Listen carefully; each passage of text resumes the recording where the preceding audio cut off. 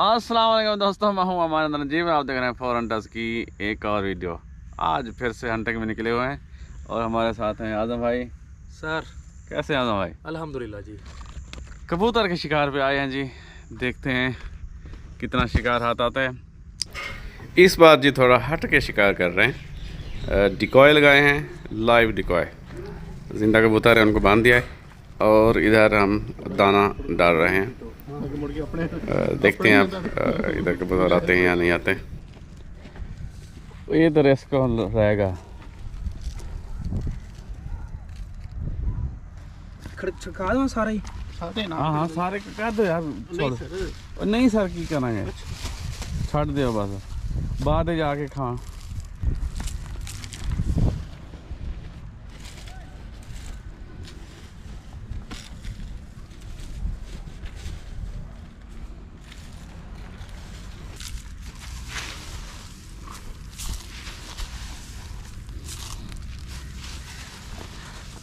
भाई बड़ी तैयारी कर रहे हैं। थोड़ा ऊपर ही पिटी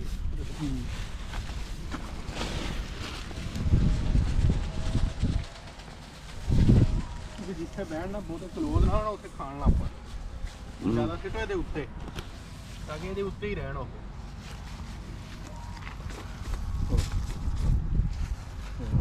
ਸਿੱਧੇ ਹੋ ਕੇ ਬਹਿ ਜਾਓ। ਬੰਦੇ ਤਾਂ ਬਹੁਤ ਬਣਾ ਦੋ, ਆ ਕੇ ਸੋ ਜਾਂਦੇ ਉਸੇ ਤੇ।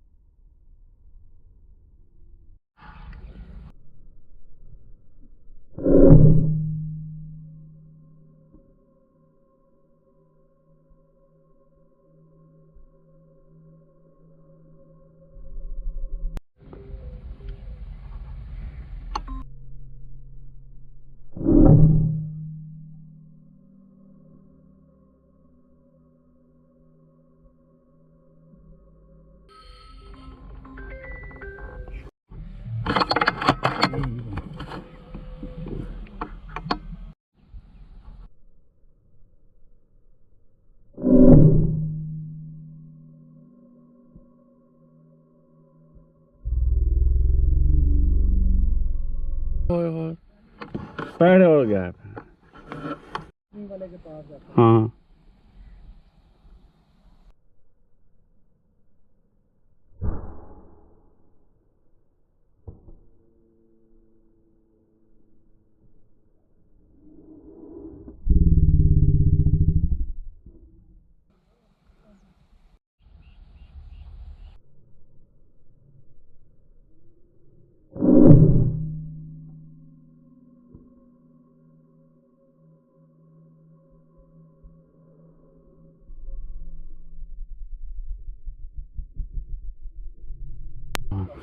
साहब मैं भी शिकार पे आया हूँ। सर जी क्या कर रहे हैं आप? बिस्मिल्लाह करें और शुरू करें। पानी में यार आप खेले, पानी की अभी तलब हो रही है।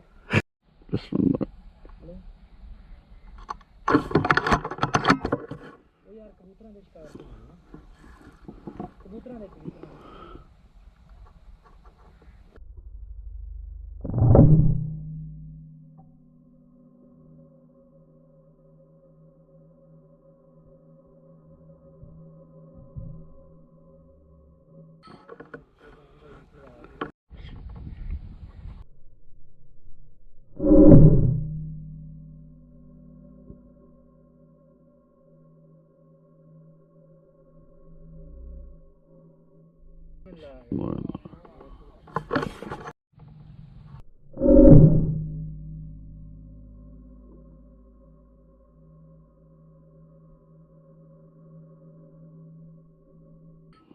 रिंग हो रहा है।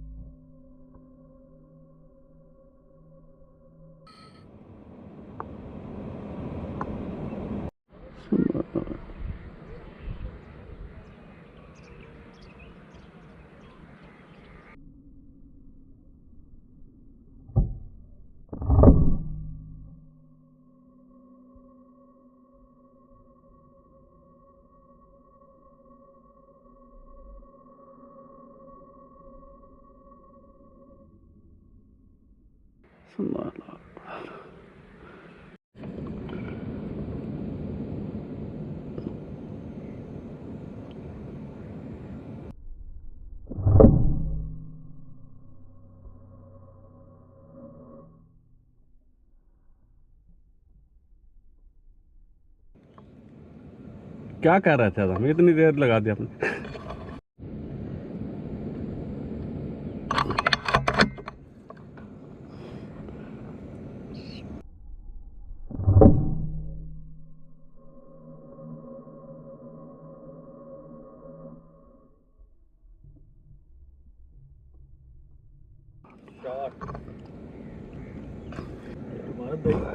स्कोप जो लगी हुई है डिस्कवरी की कितने की है आजकल जो आपने लगाई हुई ये 1,10,000 की। है वो ਜਿਹੜੀ ਦੂਜੇ ਭਾਈ ਦੇ ਲਈ ਕੋਈ 1.5 ਲੱਗਦੀ ਹੈ